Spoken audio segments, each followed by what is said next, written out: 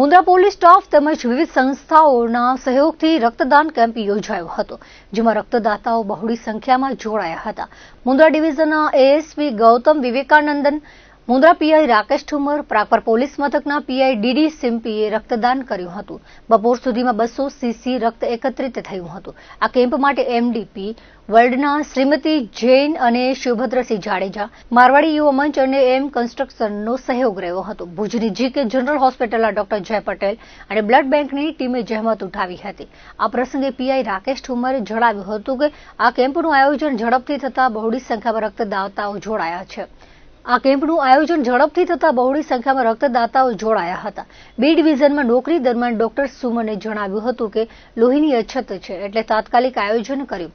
લોહી એ સમાજ અને જરૂરતમંદ લોકો માટે આશીર્વાદરૂપ છે. તેમણે દરેક વ્યક્તિને રક્તદાન કરવા અપીલ કરી હતી. પ્રાગપર પોલીસ મથકના પીઆઈ ડીડી સિમ્પીએ રક્તદાનનું મહત્વ સમજાવ્યું હતું અને પોલીસ પ્રજાનો મિત્ર છે સૂત્ર પોલીસે સાર્થક કર્યું છે. આ કેમ્પમાં એએસઆઈ ગૌતમ વિવેકાનંદને પણ બ્લડ ડોનેટ કર્યું હતું. તેમણે રક્તદાન એ મહાદાનની શીખ આપી હતી. જનસેવા એ જ પ્રભુ સેવા છે. લોકોની સેવા કરો, પોલીસ એ પ્રજાનો મિત્ર છે. મુન્દ્રા પીઆઈ રાકેશ ઠુમર અને તેમની ટીમને અભિનંદન પાઠવ્યા હતા. આ રક્તદાન કેમ્પમાં મુન્દ્રા પોલીસ મથકનો પ્રાંગણ રક્તદાતાઓની ભીડના કારણે ટૂંકો પડ્યો હતો.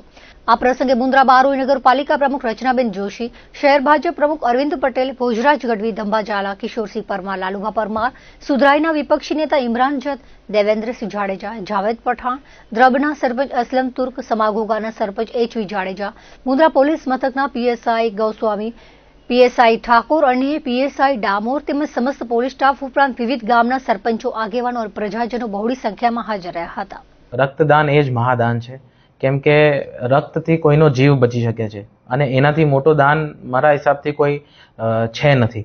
તો એક ઇંગ્લિશમાં એક કહાવત છે કે service two main is service two God, જેને તમે જો ગુજરાતીમાં ટ્રાન્સલેટ કરો તો માણસની સેવા એ જ ભગવાનની સેવા.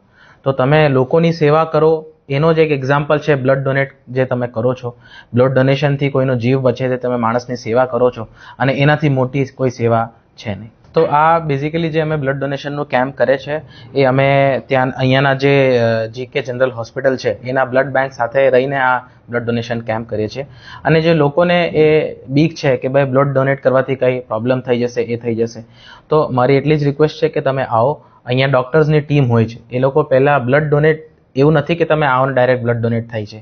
એ પહેલાં તમારું બ્લડ ટેસ્ટ કરશે, પછી એમાં જોશે એમાં બધું બરાબર છે કે નહીં, તમે કંઈ દવાઈ પર છો કે નહીં, તમારું વાઇટલ્સ બધા નોર્મલ છે કે નહીં. એના પછી જે તમને કહેશે કે ભાઈ તમારે બ્લડ ડોનેટ તમે કરી શકો છો કે નથી કરી શકતા. અને બ્લડ ડોનેટ કર્યા બાદ પણ જે તમને થોડાક મોટા રિફ્રેશમેન્ટ્સ આપે છે, એનાથી જે તમારું જે હેલ્થ છે પાછું એકદમ તરત તંદુરસ્ત તમે 2-5 મિનિટમાં થઈ જશો. આજનો જમાનો જે છે કોમ્યુનિટી પોલીસિંગનો જમાનો છે. વારંવાર આપણે બધા સાંભળીએ જ છે, અહીંયાના જે આપણા એસપી સાહેબ છે, આઈજી સાહેબ છે, ડીજી સાહેબ છે, આપણા હોમ મિનિસ્ટર સાહેબ છે, સીએમ સર છે, બધા એ જ કહે છે કે આજનો જે જમાનો છે, ઇનફેક્ટ પીએમ સર પણ એ જ કહે છે, આજનો જે જમાનો છે એ આપણો કોમ્યુનિટી પોલીસિંગનો જમાનો છે. એમાં પબ્લિકને સાથે લઈને જે પોલીસિંગ થાય છે એનાથી જ આપણને સફળતા મળશે.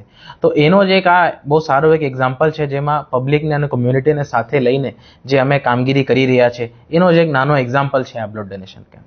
એમને તો હું હાથ જોડીને વંદન કરું છું કે તમે અહીંયા આવ્યા અને તમારા લીધે જ આ જે અમારો કેમ્પ છે સક્સેસફુલ જાય છે. કેમ કે કોઈ પણ કેમ્પને સક્સેસફુલ બનાવવા માટે જે એમાં પાર્ટિસિપન્ટ્સ હોય છે, જે આવીને રક્તદાન કરે છે, એ લોકોના લીધે જ આ જે કેમ્પ છે એવા સક્સેસફુલ થાય છે. અને એ લોકોના લીધે જ આ જેટલા બ્લડ જે આપણે બ્લડ બેંકને આપીશું એનાથી ફ્યુચરમાં લોકોનું હેલ્થ બેનિફિટ થશે, લોકોનું જીવ બચશે. તો એના માટે હું એમને ખૂબ ખૂબ આભાર માનું છું.